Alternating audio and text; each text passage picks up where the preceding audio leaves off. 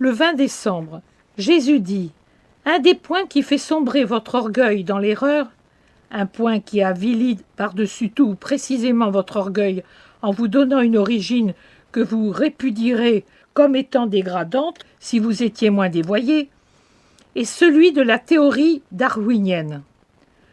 Pour ne pas admettre l'existence de Dieu, qui dans sa puissance peut très bien avoir créé l'univers du néant et l'homme de la boue déjà créé, vous assumez la paternité d'une bête. Ne vous rendez-vous pas compte que vous vous diminuez parce que, pensez-y, quelque sélectionnée, améliorée, perfectionnée, qu'elle soit dans sa forme et son instinct, et si vous voulez, même dans sa forme mentale, une bête sera toujours une bête? Ne vous en rendez-vous pas compte? Cela ne témoigne pas en votre faveur en ce qui a trait à votre orgueil de pseudo-surhomme. Mais si vous ne vous en rendez pas compte, ce ne sera pas moi qui vais gaspiller mes paroles à vous en rendre conscient et à vous convertir de cette erreur. Je ne vous demande qu'une chose, que, nombreux comme vous ne vous êtes jamais demandé. Et si vous pouvez me répondre par les faits, je ne combattrai plus cette avilissante théorie. Si l'humain descend du singe, lequel est devenu humain par une évolution progressive, comment se fait-il que, depuis le temps que vous soutenez cette théorie, vous n'ayez jamais réussi à faire un humain d'un singe, même pas avec les méthodes et les instruments perfectionnés d'aujourd'hui? Vous auriez pu prendre les petits les plus intelligents d'un couple de singes intelligents, et puis les petits intelligents de ceux-ci, et ainsi de suite. Vous auriez désormais plusieurs générations de singes sélectionnés, instruits, dont la plus patiente, ingénieuse et tenace méthode scientifique prendrait soin.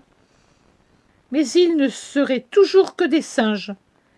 Si jamais il y avait une modification, ce serait que ces bêtes seraient moins fortes physiquement que les premières et plus vicieuses sur le plan moral, puisque par toutes vos méthodes et vos instruments, vous auriez détruit la perfection simiesque que mon père créa en ses quadrumènes.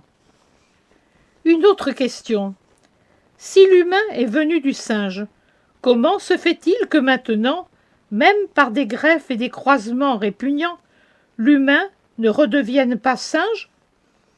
Vous seriez capable même de tenter de pareilles horreurs, si vous saviez que cela pourrait sanctionner favorablement votre théorie. Mais vous ne le faites pas, car vous savez que vous ne réussiriez pas à faire un singe d'un humain. Vous en feriez un enfant humain laid, un dégénéré, un délinquant peut-être, mais jamais un vrai singe. Vous ne tentez pas de le faire parce que vous savez à l'avance que l'expérience serait un échec et votre réputation en serait ruinée. C'est pour cela que vous ne le faites pas, pour aucune autre raison, car de rabaisser un humain au niveau d'une brute dans le but de soutenir une de vos thèses ne vous fait pas horreur et ne vous cause aucun remords. Vous êtes capable de cela et de bien d'autres. Vous êtes vous-même déjà des brutes, car vous niez Dieu et tuez l'esprit qui vous distingue des brutes. Votre science me fait horreur.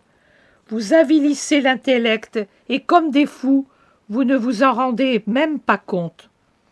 En vérité, je vous dis que beaucoup de primitifs sont plus humains que vous.